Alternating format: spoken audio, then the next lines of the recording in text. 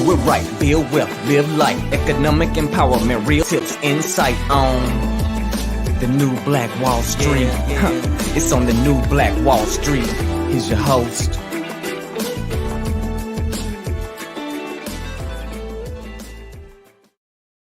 The new Black. Hey, Grand Rising to you beautiful people, man. Thanks so much for joining us here today on the new Black Wall Street Book Club, where Black folk do read. You put in a book, and we absolutely will find it. I'm your host, ERGJ, your certified financial educator, CEO of ERGJ Enterprises, ERGJ Black Bazaar, and international best-selling author of the book, The Black Billionaires Club.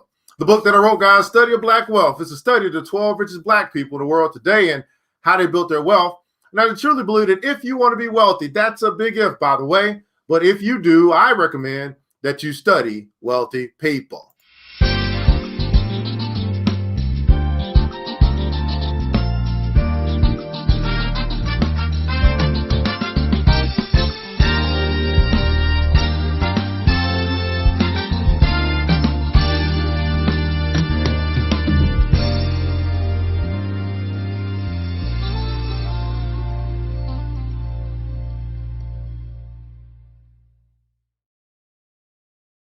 Well, you can find that book by simply going to the website, theblackbillionairesclub.com. That's right, theblackbillionairesclub.com. No, we're not on Amazon. No, we sold all the copies ourselves, man. So you can find it on our website there. While you're there, you also will find a store that's going to have other books, financial literacy books, business books, things like that, written by Black folk that you can support them as well. And then we also do have our club. We do have a club with brothers and sisters, about 150 members now. That have kind of separated themselves. Say, hey, we're not going to walk around. We're not going to follow the crowd. All right, we're going to set in motion. We're going to be the trailblazers, so to speak, of building wealth, building business while we build ourselves. And so if that sounds like something that's for you, and you want to connect with the crew, well, you'll find that to join the club tab there as well. And then we would welcome you in. I will say we do have a cap. Once we get to 250 members, we will not be accepting any new members. Because we can do more with less. Actually, we can actually do more with less. That's just how it is. It's only the few that really make the difference for the many. It's the few that makes the difference for the many. That's why we see 1% that owns and controls more than half of the Earth's resources of wealth that the other 99% actually consume. And so that's what we got. While you guys are connected, man, I want to say good morning to you. Happy Black Woman Wednesday for all of our sisters that are out there, you gorgeous goddesses, you sexy sisters. Oh, Lord, happy Black Woman Wednesday tonight, 8 o'clock Eastern Standard Time. We got a special presentation in honor of you, so hopefully you'll be able to join us for that as well. Hit the like button, share button if you care. Like button, share button if you care. This is a moment where we can share financial literacy, where we read together 30 minutes a day to keep broke and stupid away. That's right, 30 minutes a day to keep broke and stupid away. So I don't mind being your audio book this morning to help us out, man. Go and let us know where you're connecting from, though. What city, what state, what country, what city, what state, or what country you're connecting from. We're broadcasting across the World Wide Web into Facebook and also YouTube, understanding that worldwide means global.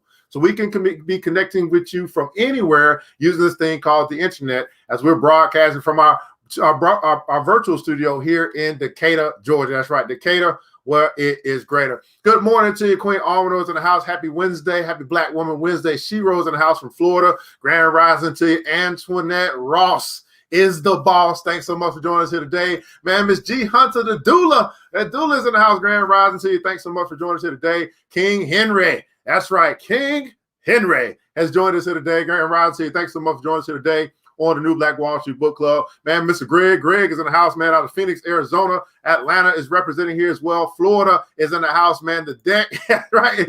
Thanks so much for joining us here today on the new Black Wall Street Book Club. We're going to be continuing our journey into the wealth choice. The wealth choice, written by our brother Dennis, Dr. Dennis Kimbro. The wealth choice, Success Secrets of Black Millionaires, written by Dr. Dennis Kimbro. Success Secrets of Black Millionaires, the wealth choice. Everybody put in the console, I choose wealth. This is a decision, a choice that you and I can make that can alter the direction that we're heading as it relates to our finances in life. And I will say this, that wealth or money, as you may connect it to wealth, is actually the lowest form of wealth. There's plenty more areas of your life that you want to have holistic wealth in every area of your life. You can find this book by simply going to the website, www.denniskimbro.com.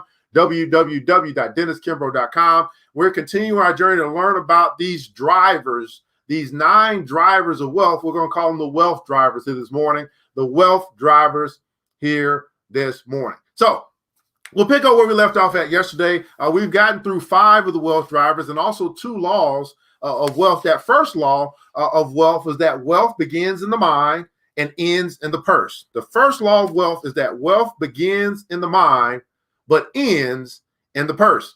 That second law of wealth that we've learned from the author is that it's a decision. We must decide not to be poor. We must decide not to be poor. So the first law of wealth is wealth begins in the mind, ends in the purse. Second law, decide today, now, that you will not be poor. And as we get into the drivers, we've gone through 5 so far. We talked about life being a driver. The decision that the have-nots make, they live life to survive. The haves live life to achieve.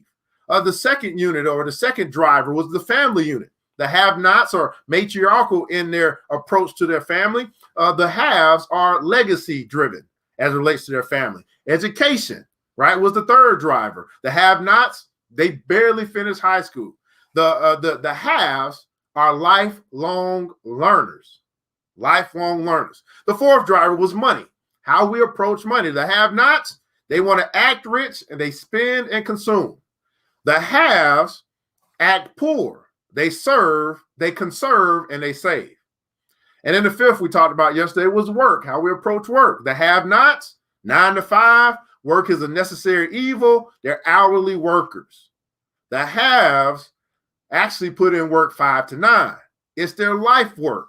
Their self-employment is their driver.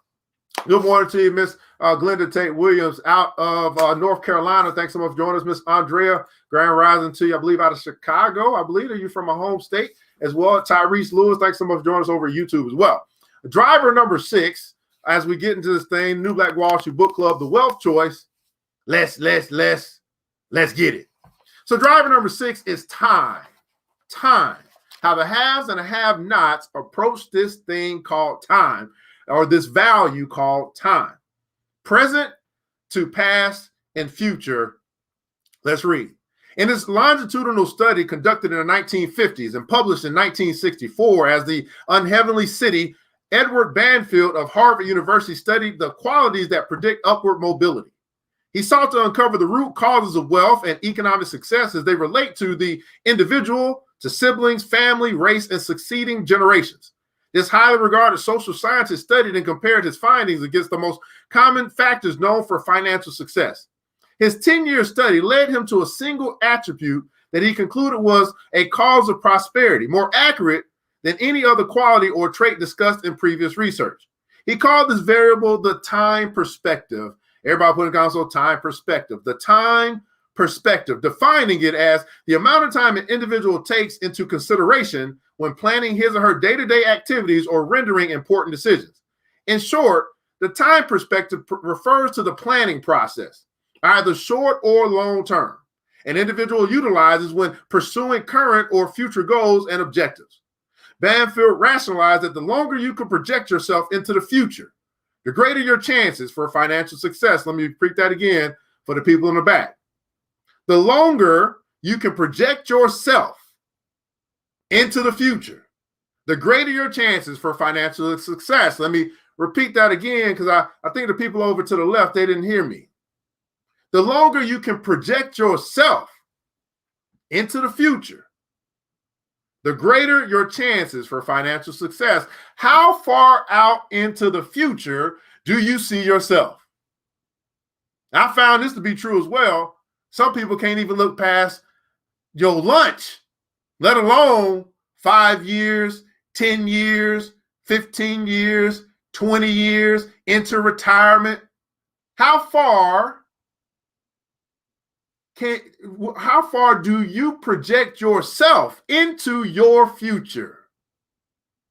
That right there, I could probably stop the stream right now because that could be enough for quite a few people. How do I know? Because sometimes it's easy to kind of project other people. They kind of walk around, you see them, you're like, man, you keep on doing what you're doing, the way that you're doing it. I can project where you're gonna be at. You probably project for your son, your children if you have any. Yeah, this my son and my daughter, they keep on doing this thing the way that they're doing it. They're probably gonna be here in 5 years, 10 years from now. But what about yourself? If you keep operating the way that you operate, you keep handling money the way that you handle money, you keep treating people the way that you treat people, where will you be? What's your trajectory into your own future? For example, the young newlywed couple that begins to save in order to finance their child's college education practices the long time perspective.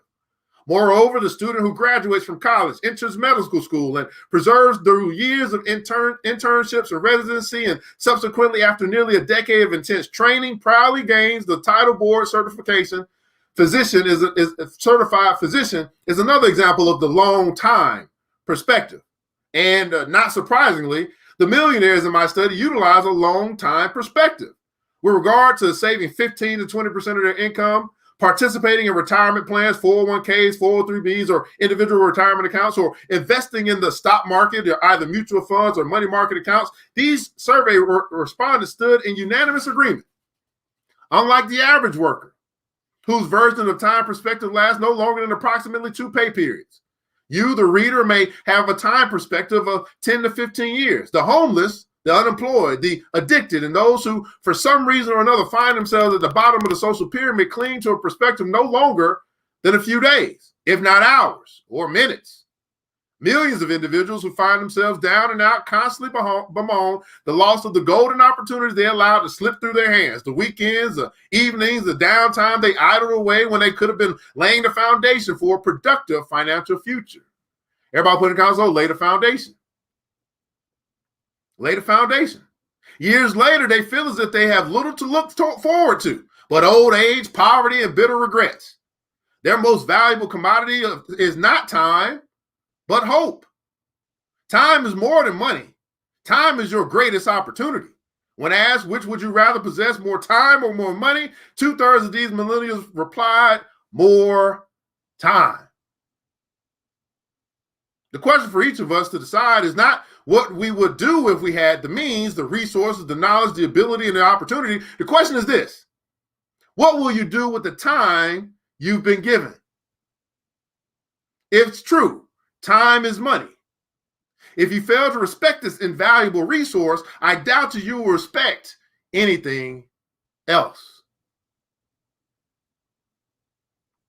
Let me go back up here and read this part again. Time is more than money. Time is your greatest opportunity. When asked which would you rather possess, more time or more money, 2/3 of these millionaires replied, more time. The question for each of us to decide is not what we would do if we had the means or the resources, the knowledge, the ability, and the opportunity. The question is this: what would we do?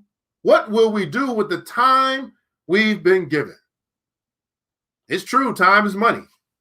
If you fail to respect this invaluable resource, I doubt that you will respect anything else.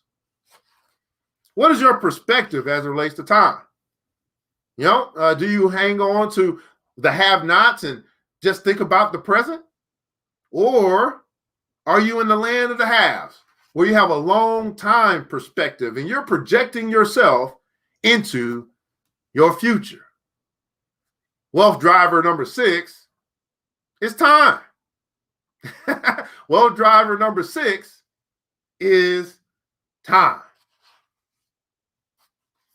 Wealth driver number 7. Here on the New Black Wall Street Book Club, as we continue our journey into The Wealth Choice, written by Dr. Dennis Kimbro. You can find this book again at www.denniskimbro.com, www.denniskimbro.com. Wealth driver number 7. I'm pretty sure y'all not going to, y'all already know what this one is. Relationships. Relationships. Your social network. Relationships is a driver of wealth, who you associate with. Let's find out what the author has to say about this New Black Wall Street Book Club. Let's keep reading. Born on a farm off a dirt road in the segregated South, Lillian Lincoln Lambert believes success is a journey, not a destination. Scoffed and ridiculed because she wore burlap bag dresses to school, she sensed in her bones that there had to be a better life beyond the farm. After high school, she moved forth. Then there she plowed her way through a series of dead-end jobs, from maid to typist to peddling magazines, door-to-door in New York City, before ever realizing that the journey was internal and that education was her ticket out to a new world. Everybody put in the comments below, the journey is internal. The journey is internal. Along the way, friends, family, mentors taught Lambert that she needed to support the support of others in order to succeed. And that asking for help was not a sign of weakness, but of strength and wisdom. Disillusioned after 3 years in New York, Lambert moved to Washington, D.C., where she found work in a federal typing pool while attending college part-time. At age 22, she transferred to Howard University and studied business. While there, she met the marketing icon N.H. Naylor Fitzhugh, one of the first African Americans to earn an MBA degree at Harvard Business School. They became fast friends. Lambert worked as Fitzhugh's research assistant at Howard, and he, in turn, not only became a mentor but convinced her to apply to Harvard after earning her undergraduate degree.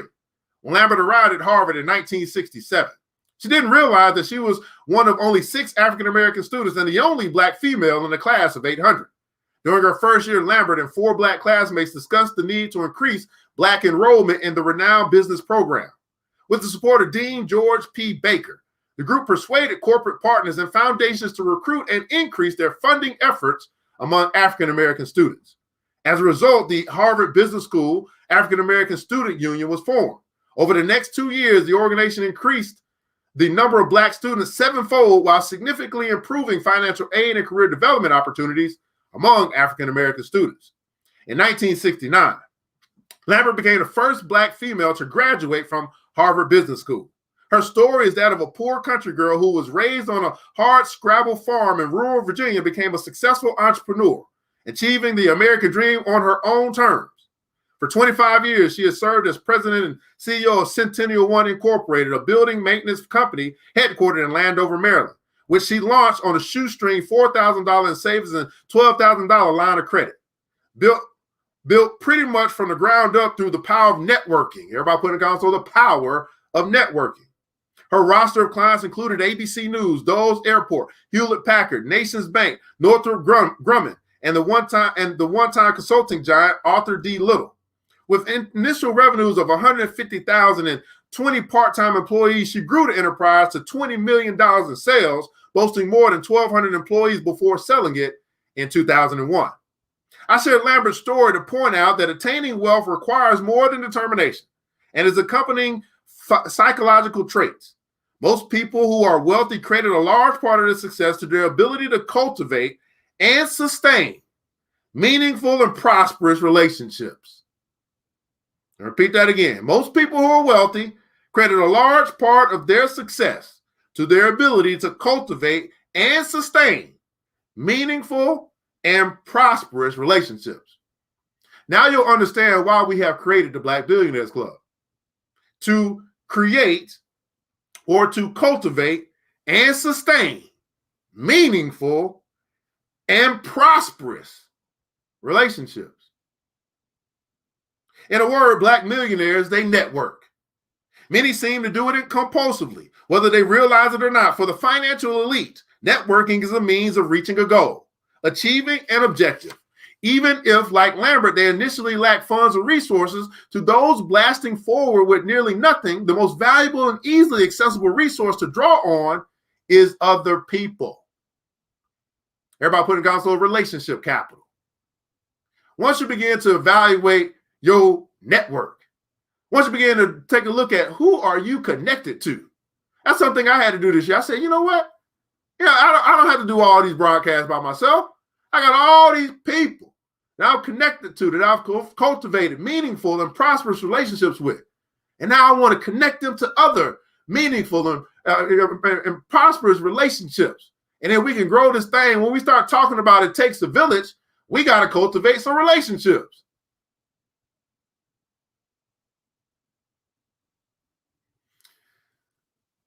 The most valuable and easily accessible resource is to draw on is other people. Other people. Now, some of us, we get caught up in this song, the INDEPEND. You don't want to be too independent. And some of us are too stubborn that our egos are so strong that we can't humble it down so that we can actually have a good relationship. And I'm not even talking, obviously, I'm talking about, I'm not talking about your sexual, but that has something to do with it as well. All your relationships. And I think some of us are at this point in our life where we're evaluating our relationships. Saying, man, is that profitable or unprofitable? Is this a successful thing or unsuccessful? Is it time for me to say goodbye or at least so long or I'll catch you later? Cultivate and sustain meaningful. There's something to it. And prosperous. I want you to put that in the comments below. Meaningful and prosperous. That's so important. Meaningful, it means something. It means something. It's got some equity in it. And prosperous, this thing can grow.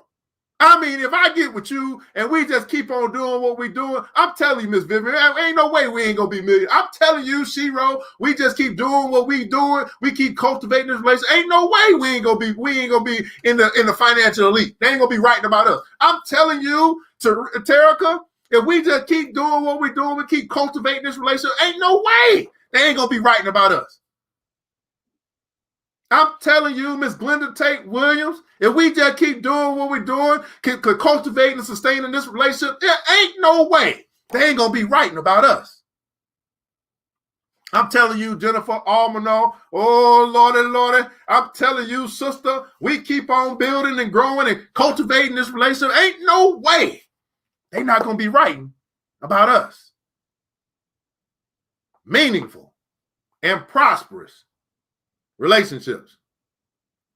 The most affluent individuals in our society at every level are those men and women who know the greatest number of wealthy people. They organize their schedules and daily routines in order to place themselves within their sphere of influence. Listen to that. They adjust their schedule so they can make sure they're in the circle. Not hoping that the circle adjusts their schedule for them, they adjust their schedule for the circle. So that's why I can come on at 6 o'clock in the morning.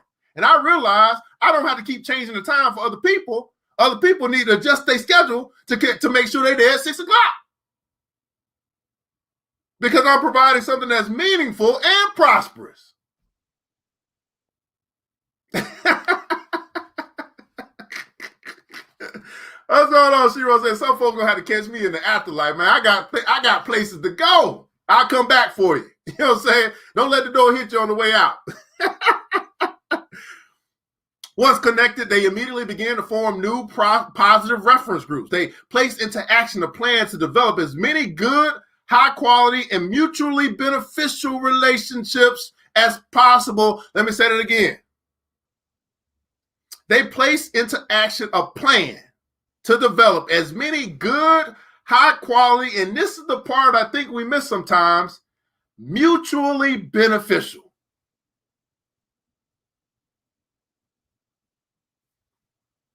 Relationships is possible within the shortest amount of time. Whereas the have-nots may be quick to say it's who you know, the wealthy would challenge that thinking and reply, it's what you know about who you know as well as who knows you. Let me say that again.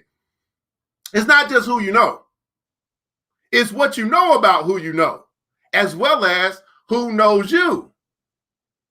Or as Lillian Lambert shared in her 4 keys to financial success, these are the 4 keys that Ms. Lambert has shared to her financial success. Number 1, plan your work, but remain flexible.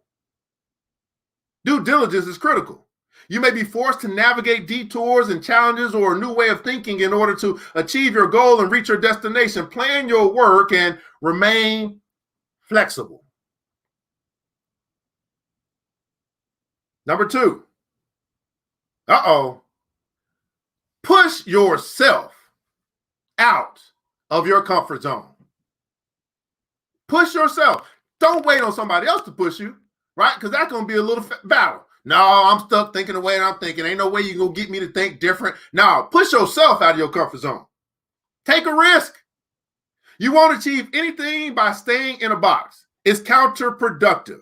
Never underestimate your skills or strengths or how much you can accomplish or achieve. Don't worry about the distance, only concentrate on the direction. Don't worry about the distance, only concentrate on the direction. The journey of 1,000 miles begins with a single step. Push yourself out of your comfort zone. That's the only way to grow. Number 3, lean on your network. This is hard for many people. Sometimes they say this, well, I didn't want to call you because I know you'd be so busy. Lean on your network. Oh, I don't want to put too much on anybody else. I don't want to be a bother or burden to anyone else. Lean on your network. Matter of fact, I shared a story with you because my mom just recently is going through, she just recently had knee replacement surgery, right?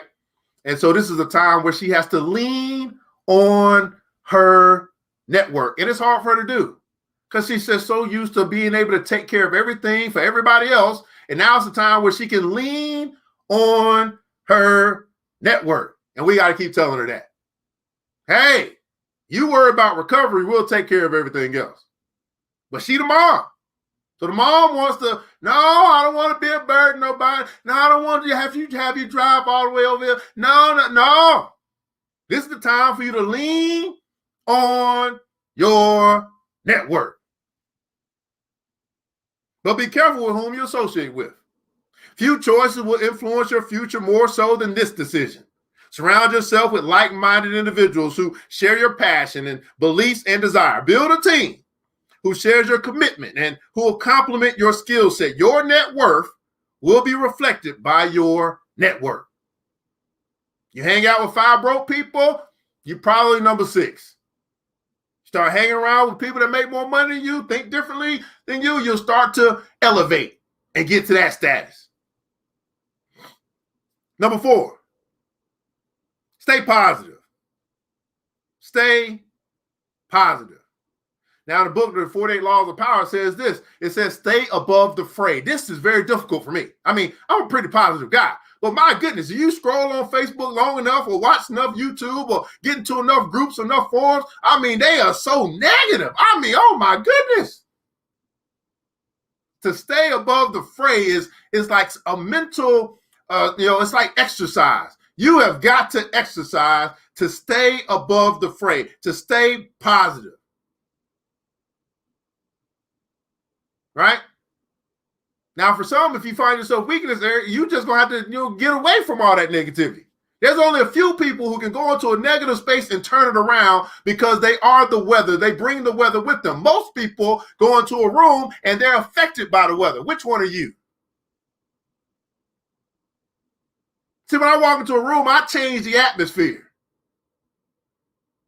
That's a long time of building up my own belief and and courage and self-esteem and all that stuff. But most people go into a room and they are affected by the room. Which one are you? Stay positive. Look at the bright side. Matter of fact, I was in the 4th grade. I remember this. I was in the 4th grade and I actually was a part of an optimist club. And I wrote a paper back then, and I got a medal, a heavy medal, like an Olympic medal that said Optimist Club, and I still got it to remind myself I've always been a positive thinking brother. Stay positive. Look at the bright side. Transforming your life begins by transforming your mindset. Opportunity often resides in difficult circumstances. Opportunity often resides in difficult circumstances. It's a popular belief that that who you know matters most in life. But no group believes this more fervently or works more ardently to cultivate their personal networks than Black millionaires. Nearly 2/3 of respondents agree that networking is the key to financial success. Moreover, this survey points out that Black millionaires view networking as a way to connect with others to whom you can turn for advice and counsel. They cite networking as a way of conducting business and a way of life. Networking. Now, understand this. It's not just giving somebody your business card either. I mean, yeah, these networking events, business card. No, you ain't really got to know that person. You got to put yourself in a position where you can where you can know about who you know as well as who knows you. What do you know about them? What do you remember about them? Did they make an impact? Did you make an impact? This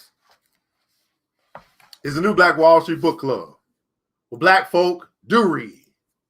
You put in the book, like The Wealth Choice, written by Dr. Dennis Kimbro, Success Secrets of Black Millionaires, that you can find at www.denniskimbro.com, www.denniskimbro.com, and we absolutely will find it. In the comments below, I'd like for you to share something that was your takeaway from today. Something from these two drivers that stuck out to you, that made a difference for you, that etched a spiritual note on your heart and a mental note on your membrane that you're going to be thinking about today. I'm simply asking you to answer this question in the comments below. Was this worth your time and why?